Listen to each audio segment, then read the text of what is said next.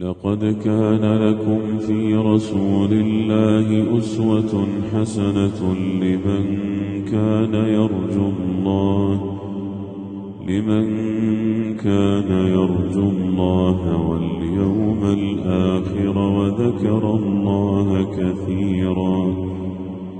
ولما رأى المؤمنون الأحزاب قالوا هذا ما وعدنا الله ورسوله وصدق الله ورسوله وما زادهم إلا إيمانا وتسليما.